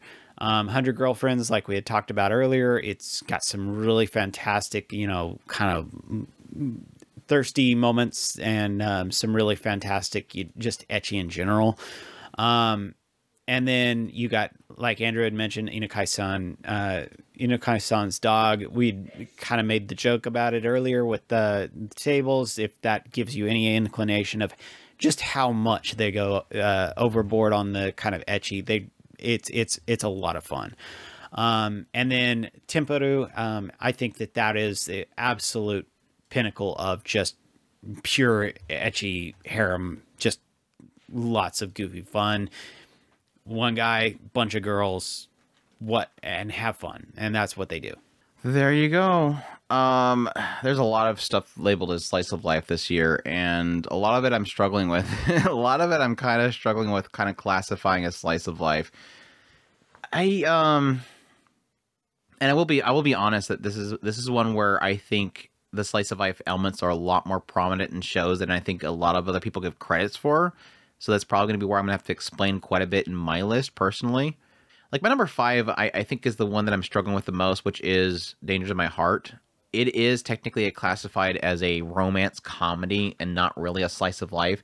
And I can sort of agree with that to an extent because I think sometimes romance, I guess the best way to put it is you could typically have like things classified as slice of life romance, comedy slice of life, or a comedy romance. but they're never like all three in a category. And I think that's because it weighs too much in one direction or the other. But I think like as a slice of life, I think Danger to My Heart is really, really solid. It's got plenty of elements of the characters themselves, the things they're going through, the growth of them themselves, the difficulties they're facing, their maturity, growing up. Basically, it is all about characters in their days trying to figure themselves out. Basically, self-discovery, which I think is always a pinnacle thing that I always enjoy in a lot of slice of life. So I'll put that as number 5. Number 4, Onimai. I know this will probably be a massive question mark for a lot of people. But the slice of life elements of Onimai is really kind of what it makes it for me. I think the supernatural element, or at least the sci-fi element of it, and the idea that a guy turns into a girl, it kind of breaks it for a lot of people. But it is all about somebody coming out of their shell, leaving his room, going out there and discovering new things, and discovering friends, and going to school again, and learning new things about a different gender, basically. Technically, him having to learn how to be a girl. But all this stuff kind of does play into it, and then getting into the elements of his sister, and the love of your siblings, and the things that you don't kind of see always, is always enjoyable to me as well. I think Onimai for me was exponentially better, not just for the comedy, not just for the kind of shockingly good animation and expressiveness of the characters. For me, the thing that shocked me the most was how good of a story it told about just somebody and their life, and changing their ways and doing something different, exploring a different life than they had before, and finding joy in that new life. So it was extremely wholesome show, despite the fact that it's a very controversial show for the stuff that it kind of touches on. But that's what I always enjoy about Bind, at least so far, is that the 2 series they've actually adapted is Uncomfortable Truths that I always kind of peg them as. I'm still waiting for that 3rd adaptation announcement. Now, I want them to announce a 2nd season of Onimai, please. But if they do adapt another show, another property, in between the next Mushoku Tensei, I'm curious if it might be another controversial show. So we'll see. My number 3 I have is Skip and Loafer. Such a freaking good show. I just realized I don't have a certain show in my listing. I'm dropping off Danger to My Heart and putting Insomniac After School. I completely forgot about Insomniacs After School. And technically, again, a lot more romance, but I'd probably put that in place. I guess it's the same argument with Danger to My Heart as Insomniacs. Never mind. I'm sticking with Dangers. Whatever. I don't care. I like Dangers way more better than Insomniacs. I love Insomniacs, but I think Dangers did better than Insomniacs. I mean, I kept up with Dangers. Insomniacs, I kind of let go. So, yeah. Anyway, it's not bad. It's just it's a really good show. It's just I don't think it beats Dangers at all. Anyways, yes, I'm acknowledging Insomniacs. It'll probably be acknowledged in the next list for sure. But anyways, Skip and Loafers, my number 3. I think it is just through and through fantastic slice of life. It is all about the characters. It's all about their journey. It's all about meeting each other and sussing each other out, figuring each other out, figuring out yourself, the mask that we put on and the facades that we create, struggles with what is presumptions about other people. All that kind of stuff was so well done. And the main character is just a beacon that everything is kind of gravitating towards to cause all these conflicts, and it's so good. But I loved it. I want more. The only difficulty about that show is that I need more, because the last episode was not very fulfilling. It's still a good show overall. So the journey, as they say. Number 2, Surene. It's more of a sports show, but it is all about the characters that are doing the sport. It's not like the entire show is just them shooting arrows. It's all about the characters, their challenges, and the difficulties they face, coming together, and struggles between other groups and their competition, their rivals. And like I said, the 2nd season was super good. It was such a good show. And it is so low in memberships on every site, and it's like, why? It must be a high dive. It must be a high dive thing. That's all I can imagine. And my number 1 is Yuzuki Family. Like I said before, Yuzuki Family is just an incredible show, and I cannot say enough about that show. So there you go. What are you thinking, Chris? I'm thinking about shifting. I'm thinking about quitting. I'm out of here. I'm I'm thinking about your top two. Yeah, I'm thinking about. Do you need me to plug some space? You decide. Like I said, I just think I'm thinking about flipping them. For my number 5, I have Clueless First Friend. I think that was absolutely adorable. One of the things that I tend to do, in a lot of cases for my slice of lives is in a lot of cases, I really want them to just kind of be, relatable and understandable. And Clueless First Friend had this kind of, it was a lot more about the puppy love between the two characters. And I think that they really did make a lot of their, moments of these, just sweet and endearing moments. They made them very relatable. It's really about, in a lot of cases, loss, and kind of the frustrations with that, and kind of how to come out of that, those moments with just somebody who just truly accepts you for who you are. And I really did enjoy that about this show.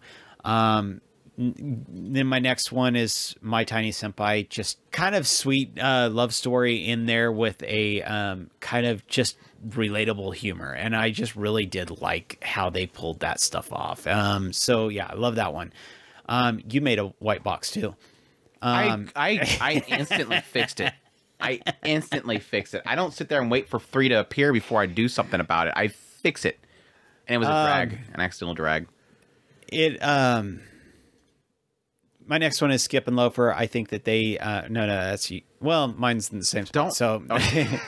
Don't steal from my list. Oh, it's the same.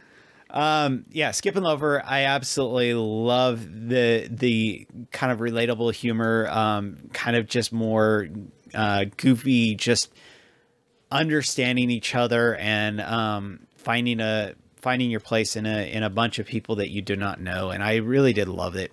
Like I said, I'm back and forth on these two, so I think that I'm going to put number 2 as Onimai.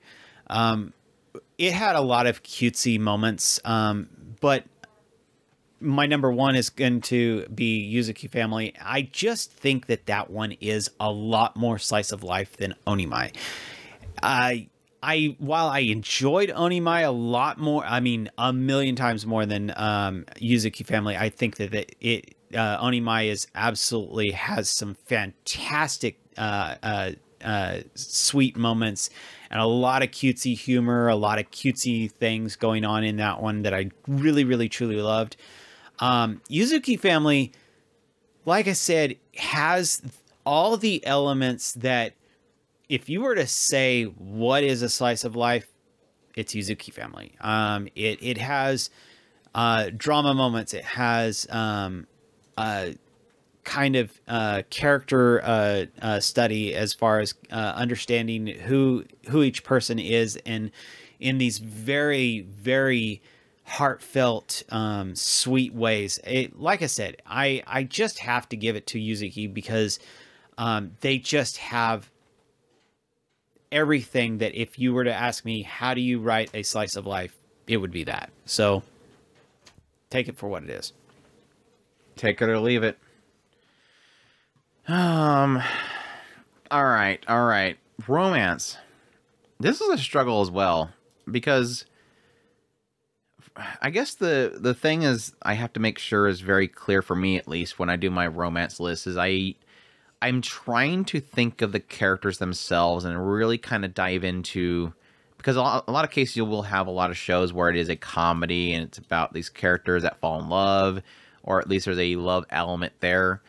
And a lot of things are classified as romance, but they're kind of just like goofy comedies, like Ice Guy and her and his cool female colleague. There is some good moments in that show between the two characters, but I don't really kind of feel it. With like an example like that, I don't really feel it like as fulfilling. There's a lot of shows where there is a comedy classification, but I don't feel like it's romantic. Like Kubo Won't Let Me Be Invisible. I think it's a funny show. It's really comical. Really great moments in there. Kubo herself is super cute, but I don't really feel like anything with the main character, and so that kind of ruins it for me. Like, I don't understand this dynamic very well. I don't feel it's a romantic story between the two of these characters falling in love and all that kind of stuff. It just feels like a one-sided teasing girl type of show. So I don't really feel it there. I mean, even like Nagatoro, I love Nagatoro, but at the same time, not really getting the vibes in there, and I don't really feel it connects to me personally in a romantic way. So it was a very difficult list for me to do, and I kind of ended up listing it based on just the romance aspects. And that kind of brought me down to what I come to conclusion on, which is difficult, like I said. I have number 5 as Saint's Magic Powers Omnipotent. Second season. I love Hawk and Sei. I think they are way too perfect for each other. Same time, it's my number 5 because I don't think the writer, at least the adaptation anyways, did well enough in really selling me on Hawk. I think he's a cool dude. I think he's super hot. And so I get why Sei likes him, and he flusters her to all get. She likes him. He's a talented guy. He protects her. All that stuff. I just don't think they did well enough in diving into his character. So that's about the only reason why it's low for me, despite the fact that I'm super happy for Sei and Hawk getting together. But that's why it's down in 5 for me. I think overall the romance in that series wasn't... It was very prominent in second season for sure. It's constantly there. It's constantly reminding you of their dynamic between the two of them. But it didn't feel like it was swooning me over with its romance. So that's why it's as low as it is. Number 4, this is where we really kind of ramp up the romance for me personally. We get into My Happy Marriage, which I thought was super fantastic between the two of the characters. It is really about this guy kind of learning how to take care of somebody and the other person gaining somebody that actually cares for her. And I think they really nailed the romance between the two of those characters, slowly building up to that point where they realize how important the two of them are to each other. I mean, she quickly realizes it, but I think him more kind of realizing it on the opposite end, and ultimately getting to that point where the two of them are, fighting to come back together again in the end. Insomniacs After School, definitely kid love discovery type of show. Basically a commonality between the two characters, which is insomnia, eventually coming to the point where they're hanging out with each other and then slowly kind of learning more about each other. And eventually, I think what I like so much about the romance in Insomniacs After School is it's so much about codependency is not the word to put it, but it is literally holding each other up, leaning on each other. There's about the best way to put it, leaning on each other. Two people suffering, finding comfort in just leaning on each other. And I think it did well in kind of showing that, how that kind of slowly builds that relationship between the two of them. So I would love to more of that. I feel like it's just building it up, but I think I got enough taste in that first season. I really enjoyed it. So if we get a second season. Number 2, Magical Revolution, Yuri. I ship it. I ship it. It is one of those ones where like it doesn't really get, I mean, it hints at it early on, like it feels very teasing, and I personally wondered how far they were going to get with these characters early on, because it felt like it was just all about essentially the main character not liking the idea of having to have a child, and was like, I'm just going to get a girl, and then sure enough she finds a girl and says, can I keep her? And it was like, are we teasing this? Is this really what they're doing? And I think it did really good. Like, it is one of those ones where as it builds into it, eventually kind of getting that point where it just kind of sideswipes you, really kind of hits you, like sucker punches you with like, oh yeah, this is a thing. And I think they nailed it. I think it did have, yes, there's all these other elements like isekai and fantasy and the kingdom and the prejudice and all that kind of stuff that is technically fueling the story. But in the middle is these two, kind of similar to Insomniacs After School, these two kind of relying on each other. And at some point it just kind of goes, yeah, this is kind of a thing. Let's do this. And I respect it for that. So not being a typical Yuri bait type of show. And I loved it for that. So I think they're super sweet to each other. And then my number 1 I have is Danger to My Heart again. I think Ishikawa and Yamada are just perfect for each other. I ship it so bad. I love the two of them. It started out like this little bit of puppy love. It's got that element in there of self-discovery. It builds into the insecurities a person has, and if they're good enough, loving yourself before you can love another person, all that stuff building up. And I think just one of the more clever things that I keep hitting on as I cover this series is I love the element of not knowing what Yamada's thinking. And I think it's one of those ones where I love that we get a story like this where it almost feels like you having to figure it out for yourself based on their actions and their words and not inner dialogue. And I love it. So super cute. Really love it. And I cannot wait for more. And I'm glad we're getting into season 2 right now because it's just getting better. It's getting better. So, Chris, you decided. For my number 4. You're sticking with 4 again. What is this whole 4 thing? I think he's trying to break trends. Yes, maybe. I technically do acknowledge Kaguya-sama Love is War, by the way. I just think I've beat that one to dead by this point. It's a good series. For my number 4, I've got Saint's Magic Powers Omnipotent Season 2? Yeah. Or are you changing your mind? No, do you need any help? Just looking at the list again to make sure that there Did I get the right order? I mean, I guess I could put Galaxy Next Door. Galaxy Next Door I can do that. Because I think that they did decent enough at selling the stingers.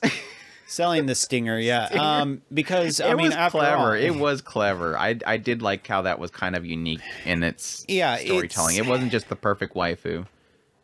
It's sweet enough that it actually does pull them together as a because I've made the argument for Mysterious Girlfriend X. I think it's a good romance as well. And I do acknowledge that sometimes, and that's one of the reasons why I bring up Galaxy Next Door, or why I do acknowledge the kind of giving two characters an excuse to be together. And it doesn't necessarily have to be detrimental, but at the same time, just an excuse. It's kind of like the Lucky Lecture thing. It's a thing that is there just as a reason to make two characters notice each other. Not necessarily that you have to. You can make it more natural, but why not have a supernatural stinger that is in the hind end of a young lady? I mean, there's no real reason why you can't do that. I mean, it is there. I thought it was a fountain pen. He thought it was a fountain pen. And he wanted to save her life. It was stuck in her side while she was sleeping. I gotta touch it. But no, I love it. I think it's an adorable show, and I think that they do kind of give solid development towards a relationship, and I think that that's the main thing. Andrew pretty much hit Saint's Magic. I absolutely adore Hawk. I love Sei. I think that they are fantastic together, and I do believe that they gave a solid, just slow path of just slowly edging their relationship forward as time went by. I hate that it took basically everybody else knocking on her door before Hawk finally figured it out, but it is what it is. They did finally find a moment to figure the things out, and it was an absolutely fantastic payoff. I have Galaxy Next Door twice. Go figure. You're like, he was so happy that he filled out his list by putting it in the 5 slot. He's like, oh wait, I already had it. That's why it was not in my 5 slot before. Number 2, I've got Dangers in My Heart. A lot of the same reasons that Andrew. I think that they are absolutely adorable. I love that they're having they have their kind of wishy-washy moments of, am I really in I can't possibly, because I am the most edgelordiest of edgelords, so I can't possibly love her. But they'll figure it out sooner or later, and while they're figuring it out, I'm just gonna watch it and just enjoy it. They're just too adorable.